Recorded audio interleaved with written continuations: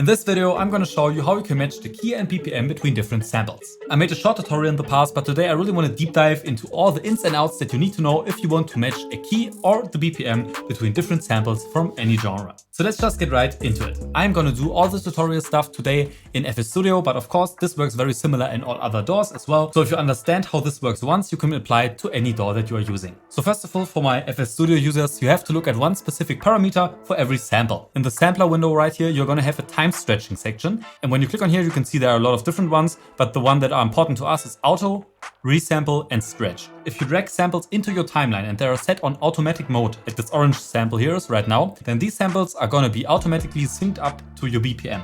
Which means that in terms of matching BPMs, you don't have to do anything. I'll just quickly show you the sample. We are currently at 130 BPM.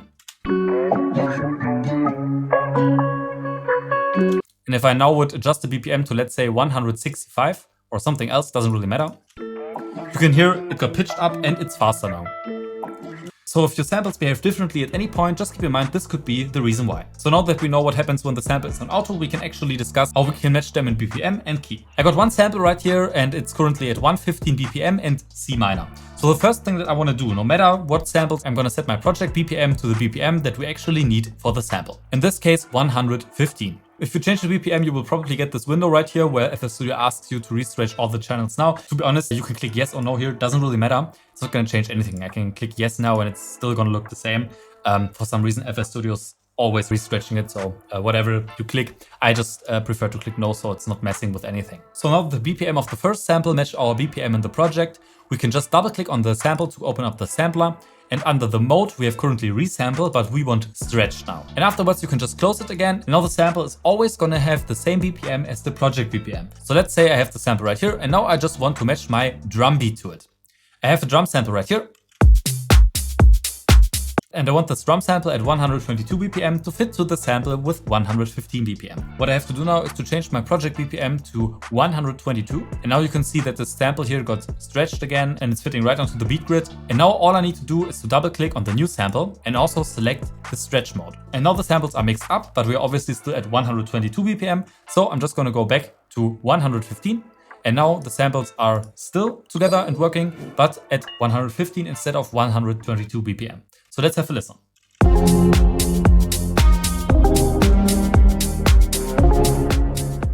As you can hear, it works out perfectly. But let's say, for example, we have a sample that's not actually with a BPM label. So right at the bottom here, I got one sample that has unknown BPM. We don't know the timing of this. So if I play it right now, you're gonna hear that it's not in time. And the easiest fix to this problem, which is also trial and error sometimes, is just to stretch out the sample or squeeze it down in order to make it fit. Usually with professional samples, you can pretty much always assume that they are not just randomly cut off at the end, but they're actually cut off in a way that they will loop. So we just need to stretch or squeeze the sample now to get it to the next beat grid. For most samples, there are only two beat grids that make sense, and it's either at the halfway point for a whole bar or at the end of the whole bar. In this case, the sample is very far away from the whole bar, but from the half bar, it's only a little bit. So what we can do is just to click on this button right here. It's the button that allows you to stretch audio when resizing the clips. And that means I can just zoom in a little bit. And then you can see here's my timeline head right now where I want the sample to end up. And now I can just hold Alt on my keyboard and drag it out right to the point where I want it to be. Keep in mind though, if you don't have the stretch button up here enabled, then you can still drag out the sample, but it's not going to follow with the audio waveform and you're just going to have an empty space. So always make sure this is enabled when trying to figure out the BPM and stretch samples around. So let's have a listen how the unknown BPM sample sounds when it's stretched out to fit half of the bar of 115 BPM.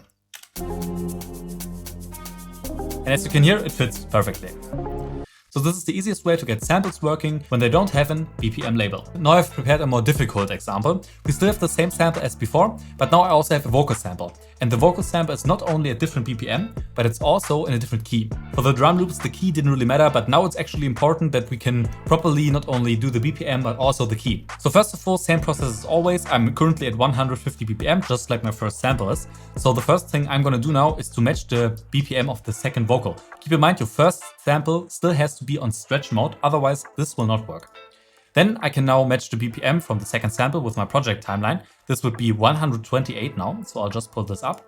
Now I can just open up the sampler again, so double click and under mode select stretched. All the samples that we've prepared now work with any timeline BPM, so we could have also the drums, for example, playing now at 128 BPM. Keep in mind though, the key is not working yet, so the pitches are gonna sound off. I feel like I'm afraid.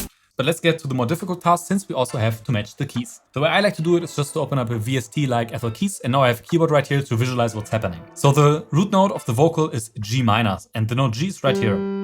And the note C from our other sample is right here. Just ignore all the other notes and everything that comes to this. It's just important that we think of the root note right now. Now we can just count the notes between G and C. And we have to count all the notes, so no matter if it's a white key or a black key.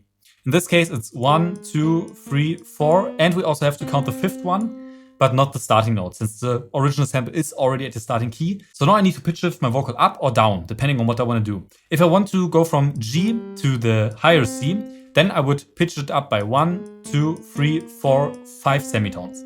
If I want to go down, I would have to pitch shift it by 1, 2, 3, 4, 5, 6, 7 semitones. So it's either 5 up or 7 down. Of course, I could also do the opposite and change the sample key to the key of the vocal. So I could say that I want to go from C to G instead from G to C. Obviously, the distance is not going to change. So it's either going to be 1, 2, 3, 4, 5 down from C, or 1, 2, 3, 4, 5, 6, 7 up from C. The easiest solution, but not the most elegant, would be to just stay in the C minor key and put the G minor sample 7 semitones down.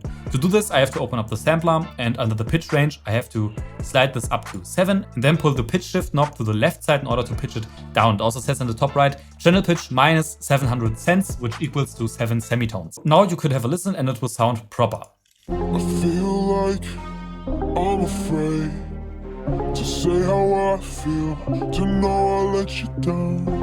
Of course, the sample sounds very different now, so what I usually like to do, and which is also I think the most elegant solution if you have to work with vocals, is to only pitch it down by, let's say, 2 semitones, so we still have 5 left, right? So from 7 I'm gonna go to 2, and you have to use this knob once more again, so it recognizes that you changed it from 7 to 2. So before I had a G minor and C minor, and I put G minor 7 steps down to match this. But what I'm doing now is to take G minor only 2 steps down and C minor 5 steps up in order to make them match, but just at a totally different key that has nothing to do with the original keys that they were in. And now you can hear that the vocal is not so deep and dark, and the sample is just a little higher.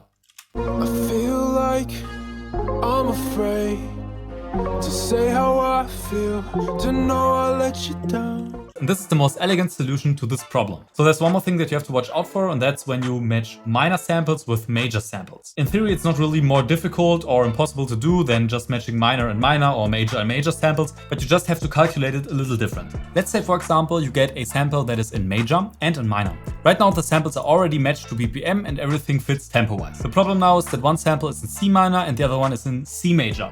So you could assume, well, C and C might work out. The thing is, it doesn't. In order to fix this, you have to look at the minor or the major one. So let's say I want to match the major vocal to the minor sample. Let's open up the piano for reference once more, and I'm going to show you what you have to do. So for every major key, you also have a parallel minor key, which just means that they share the same notes. So in theory, a sample in minor could also be a sample that is also in the same time in major. And now you just have to remember this formula that I'm going to show you.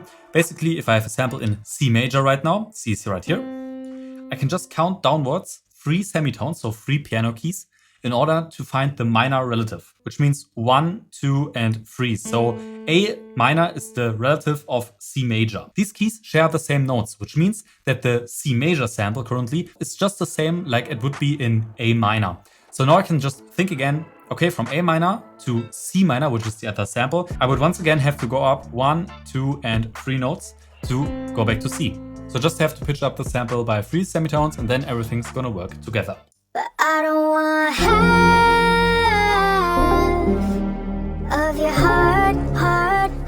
If you want to know the relative major key to a minor sample, you just have to go the other way around and count up 3 semitones, and from there on just count how much more steps you need to take up or down in order to get to the other major key from the other sample. And that's pretty much everything you need to do in order to match key and BPM between different samples. If you like this video or have any more questions, let me know in the comment section, and if you're interested in more music content, check out my Instagram.